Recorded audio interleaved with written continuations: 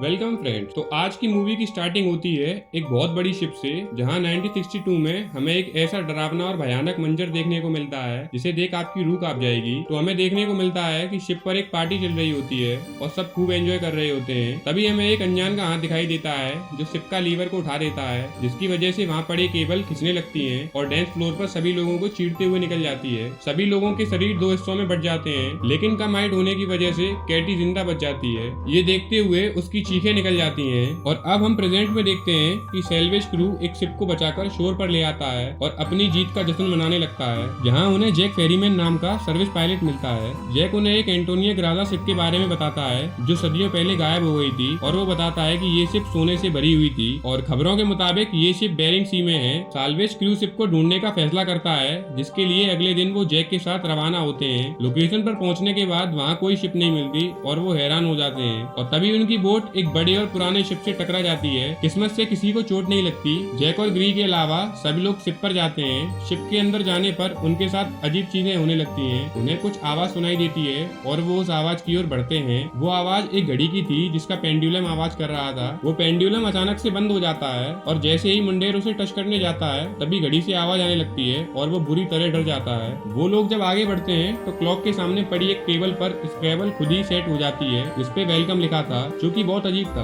आगे बढ़ने पर अचानक से मुंडेर के नीचे का फर्श टूट जाता है और वो नीचे गिरने लगता है। उसे मॉरीन पकड़ लेती है और उसे ऊपर खींचने की कोशिश कर रही होती है, तो उसे सामने कैटी नजर आती है। जब वो दोबारा देखती है तो उसे कोई दिखाई नहीं देता। तभी सभी लोग मिलकर उन दोनों को ऊपर खींच लेते हैं, लेकिन ये सब मॉरीन के लिए बहुत चौंकाने वाली बात थी। डॉज को वहाँ सर्च करते हुए एक डिजिटल वॉच मिलती है, और सोचने वाली बात ये है कि 1962 में डिजिटल होती ही नहीं थी। मर्फी इस सबको ये कह के इग्नोर कर देता है कि शायद उनसे पहले भी कोई यहाँ चेक करने आया होगा। शिप का मैनुअल लेके वो लोग अपनी बोट पर वापस आ जाते हैं। जब मॉरीन रात में अकेले होती है तो जैक उसके पास जाता है। मॉरीन उसे बताती है कि उसने एक शिप पर एक बच्ची देखी थी। जैक कहता है कि वो तुम्हारा वहम हो सकता है। वह उसे आराम करने को कहता है, और अगले सुबह उनको पता चलता है कि शिप में बहुत बड़ा होल है और वो सिंक कर रही है। सब लोग मिलके उससे 3 दिन में रिपेयर करके अपने साथ ले जाने का फैसला करते हैं, जिसके बाद सभी अपने काम को करने में जुट जाते हैं। मॉरीन स्विमिंग पूल एरिया में जाती है, जहाँ स्विमिंग पूल के अंदर उसे गोलियों के निशान दिखाई देते हैं जो उसे सोचने पर मजबूर कर देते हैं।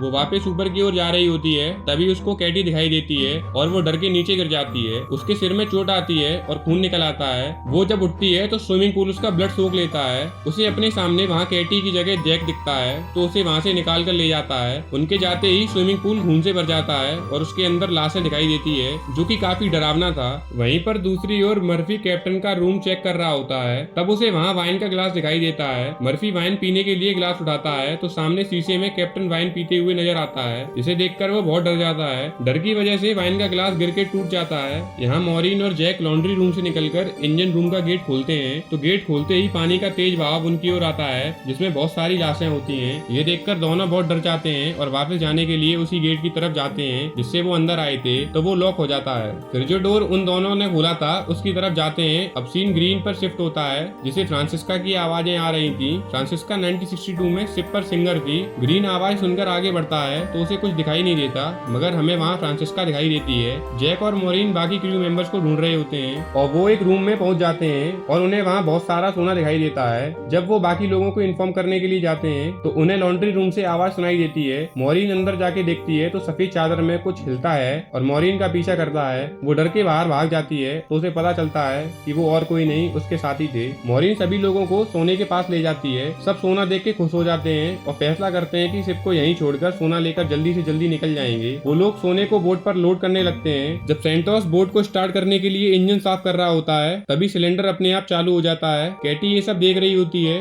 वो मॉरीन को बताने की कोशिश करती है, मगर कोई उसे आकर रोक देता है और ग्रीन बोट स्टार्ट कर देता है, जिससे ब्लास्ट हो जाता है, जिससे वो जलकर मर जाता है और सब इस शिप पर फंस जाते हैं। मॉरीन को अब कुछ और नहीं बल्कि कैटी वाली पहेली सुलझानी है, जिसके लिए वो उसे ढूंढने लग जाती है और कोशिश करने के बाद उसे कैटी का वो रूम मिल जाता है। वहीं दूसरी ओर डॉज और मुंडीर को खाना मिल जाता है। वो खाना खाते हैं जो पहले तो बहुत टेस्टी लगता है, लेकिन कुछ टाइम बाद महसूस करते हैं कि वो कीड़े खा रहे हैं। ये देख वो बहुत डर जाते हैं और उल्टी कर देते हैं। मॉरीन जब कैटी का कमरा सर्च कर रही होती है तो वहाँ उसे कैटी की डेड बॉडी टंगी दिखाई पड़ती है। ये देख मॉरीन बहुत ज्यादा डर जाती है। वही दूसरी ओर ग्रीन के साथ बहुत अजीब बात हो रही है। वो जिस रूम में भी जाता है वहाँ अचानक से सब कुछ चेंज होने लगता है और वापस से पहले जैसा हो जाता है जैसा कि 1962 में था। ये सब देखकर देखकर ग्रीन को कुछ समझ नहीं आ रहा था। वो अब शॉक रह जाता है। उधर मर्फी कैप्टन के कमरे में बैठा था और अचानक वाइन की बोतल हिलने लगती है और मर्फी देखता है कि उसके सामने कैप्टन बैठा हुआ है। वहाँ मॉरिन कैटी की लाश उतार कर देख रही होती है। तभी उसके पीछे कैटी की आत्मा आ जाती है। जब मॉरिन नेकलेस उसके हाथ में देती है तो वो उसके हाथ में नहीं आता और नीचे गिर जाता है। मॉरिन समझ जाती है कि कैटी एक घोस्ट है। उधर मर्फी को कैप्टन बहुत अजीब चीजें दिखाता है, जिससे मर्फी को एक शिप लॉरेल के बारे में पता पड़ता है, जिसका गायब होना आज तक एक मिस्ट्री बना हुआ था। उस शिप को एंटोनिया ग्राजा ने रेस्क्यू किया था और वो सारा सोना भी लॉरेल शिप का था। एंटोनिया ग्राजा ने लॉरेल को जब रेस्क्यू किया था उसके ठीक 2 दिन बाद एंटोनिया ग्राजा गायब हो गई। कैप्टन मर्फी को एक फोटो दिखाता है, जिसे देख के मर्फी घबरा जाता है और वो फोटो किसकी थी ये आगे पता पड़ेगा। कैटी मॉरिन को बताती है कि वो और शिप पर जितने लोग हैं उन सभी की आत्मा यहाँ कैद है। जो ये सब कर रहा है वो जब तक अपना टारगेट पूरा नहीं कर लेता तब तक कोई भी आत्मा यहाँ से आजाद नहीं हो सकती। इससे पहले कैटी आगे कुछ बता पाती उससे पहले कमरे की दीवारों पर कुछ अजीब सा आना शुरू हो जाता है और कैटी ये देख बहुत डर जाती है। वो मॉरिन को आगाह करती है कि वो जल्दी से यहाँ से निकल जाए। ये कह के कैटी गायब हो जाती है और उन्हें सिर्फ उसकी स्क्रीमिंग सुनाई देती है। मर्फी जो कि अब सब जान चुका था वो मॉरिन को ढूंढ रहा होता है ताकि सब लोग अब शिप से जल्दी ही निकल सकें। वो अपने सामने सेंटोस की लाश देखता है जो उसे डराना शुरू कर देती है और उधर हम ग्रीन को देखते हैं जिसे फ्रांसिस्का की आत्मा सेड्यूस करके अपने पीछे आने पर मजबूर करती है। जब वो ग्रीन को पूरी तरह अपने बस में कर लेती है तो उसे एक हाइट वाली जगह से नीचे फेंक देती है और मार देती है। मॉरिन मर्फी को ढूंढते हुए उसके पास जाती है।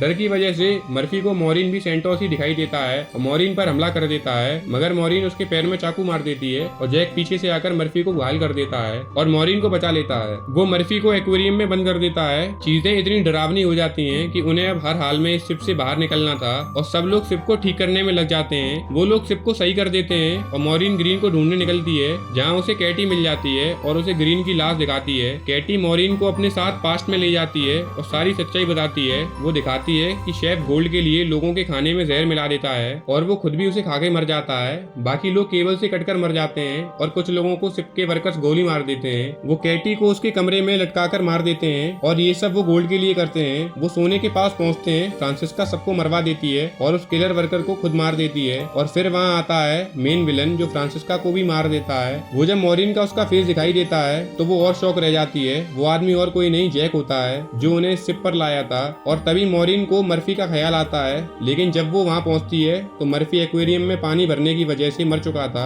उसके हाथ में जैक की फोटो होती है जो उसे कैप्टन ने दिखाई थी। मॉरिन डॉज को जैक पर नजर रखने की कह के मुंडीर को ढूंढने लगती है और देखती है कि मुंडीर भी शिप की मशीन में फंसकर मर चुका था। यहाँ जैक डॉज को उकसाने लगता है तो डॉज को गुस्सा आ जाता है और वो गन से जैक को गोली मार देता है। उसके बाद वो जैक को मरा हुआ समझ लेता है और वहाँ से जाने लगता है। यहाँ मॉरिन शिप में बॉम्ब फिट कर देती है। डॉज वहाँ पहुंच जाता है और ब्लास्ट करने को मना करता है, लेकिन मॉरिन उसकी बात नहीं सुनती क्योंकि उसके सामने कोई और रास्ता नहीं था। डॉज जैक में बदल जाता है। जैक मॉरिन से कहता है कि मैं भी एक सेल्वेजर हूँ, तुम्हारा काम वोट इकट्ठा करना है और मैं सोल इकट्ठा करता हूँ और तुमने अगर वोट ब्लास्ट करी तो मेरी मैनेजमेंट नाराज हो जाएगी और इसलिए वो उसे ब्लास्ट करने से रोकता है और मॉरिन को घायल कर देता है। मॉरिन भी जैक पर वार करती है। वो जैक के पैर में एक तीर मारती है और एक तीर से वो बॉम्ब के बटन पर निशाना लगाती है और शिप से कूद जाती है। शिप ब्लास्ट हो जाता है। मॉरिन को बाहर का रास्ता दिखाई नहीं देता। तब उसे कैटी बाहर ले जाती है। मॉरिन देखती है कि कैटी के साथ बाकी सूल भी आजाद हो चुकी है। मॉरिन एक बॉक्स के सहारे तैरती रहती है और आगे जाके एक रेस्क्यू टीम उसे बचा लेती है और उसे एम्बुलेंस में ले जाते हैं। तभी वो जैक को देखती है कि वो जिंदा था